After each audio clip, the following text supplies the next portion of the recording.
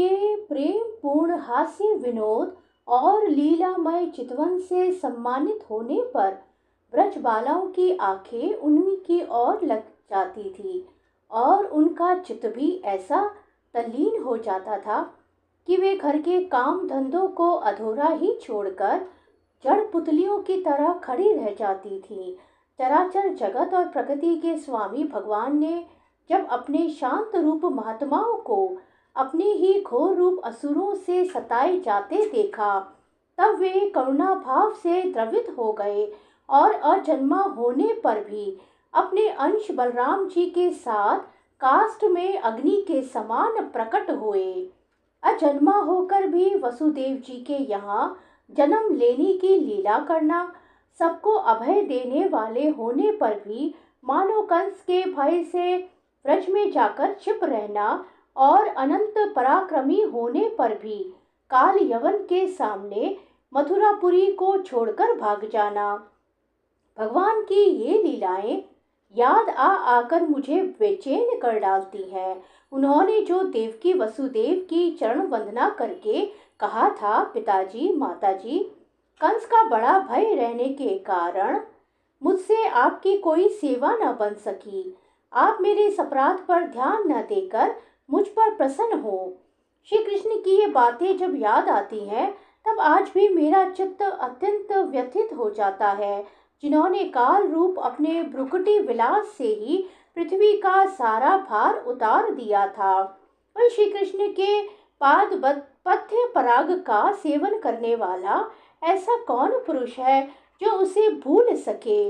आप लोगों ने राजसूय यज्ञ में प्रत्यक्ष ही देखा था कि श्री कृष्ण से द्वेष करने वाले शिशुपाल को वह सिद्धि मिल गई जिसकी बड़े बड़े योगी भली भांति योग साधना करके स्पृहा करते रहते हैं, उनका विरह भला कौन सह सकता है। शिशुपाल के ही सामान महाभारत युद्ध में जिन दूसरे योद्धाओं ने अपनी आंखों से भगवान श्री कृष्ण के नयनाभिराम मुख कमल का मकरंद पान करते हुए अर्जुन के बाणों से बिंधकर प्राण त्याग किया, वे पवित्र होकर सबके सब भगवान के परम धाम को प्राप्त हो गए थे। स्वयं भगवान श्री कृष्ण तीनों लोकों के अधीश्वर हैं, उनके समान भी कोई नहीं है, उनसे बढ़कर तो कौन होगा। वे अपने स्वतः सिद्ध ऐश्वर्य से ही सर्वदा पूर्ण काम है।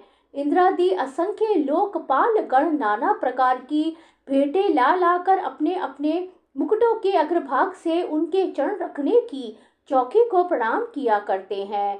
विदुर जी, वही भगवान श्री कृष्ण राज सिंहासन पर बैठे हुए उग्रसेन के सामने खड़े होकर निवेदन करते थे, देव हमारी प्रार्थना सुनिए। उनके सेवा भाव की याद आते ही हम जैसे सेवकों का चित्त अत्यंत व्यथित हो जाता है। पापिनी पूतना ने अपने स्तनों में हलाहल विष लगाकर श्री कृष्ण को मार डालने की नियत से उन्हें दूध पिलाया था।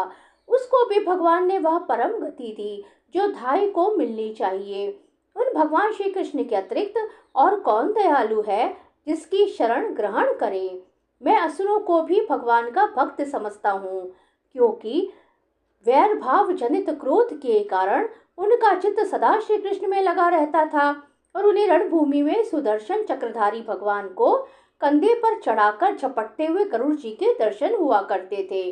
ब्रह्मा जी की प्रार्थना से पृथ्वी का भार उतारकर उसे सुखी करने के लिए कंस के कारागार में वसुदेव देवकी के यहाँ भगवान ने अवतार लिया था।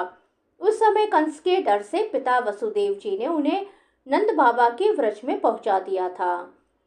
वहां वे बलराम जी के साथ 11 वर्ष तक इस प्रकार छिपकर रहे कि उनका प्रभाव व्रज के बाहर किसी पर प्रकट नहीं हुआ।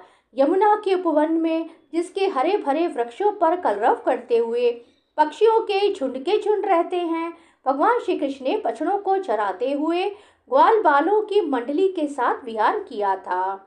वे व्रजवासियों की दृष्टि आकृष्ट करने के लिए अनेकों बार लीला उन्हें दिखाते थे। कभी रोने से लगते, कभी हंसते और कभी सिंह शावक के समान मुक्त दृष्टि से देखते। फिर कुछ बड़े होने पर वे सफेद बैल और रंग बिरंगी शोभा की मूर्ति गौओं को चराते हुए अपने साथी गोपों को बांसुरी बजा बजा कर रिझाने लगे। इसी समय जब कंस ने उन्हें मारने के लिए बहुत से मायावी और मनमाना रूप धारण करने वाले राक्षस भेजे, तब उनको खेल ही खेल में भगवान ने मार डाला, जैसे बालक खिलौने को तोड़ फोड़ डालता है। कलिया नाग का दमन करके विष मिला हुआ जल पीने से मरे हुए ग्वाल बालों और गौं को जीवित कर उन्हें कालिया दह का निर्दोष जल पीने की सुविधा कर दी।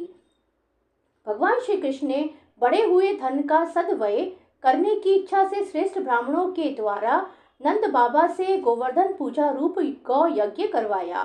भद्र, इससे अपना मान भंग होने के कारण जब इंद्र ने क्रोधित होकर व्रज का विनाश करने के लिए मूसलाधार जल बरसाना आरंभ किया, तब भगवान ने करुणावश खेल ही खेल में छत्ते के समान गोवर्धन पर्वत को उठा लिया और अत्यंत घबराए हुए ब्रजवासियों की तथा उनके पशुओं की रक्षा की।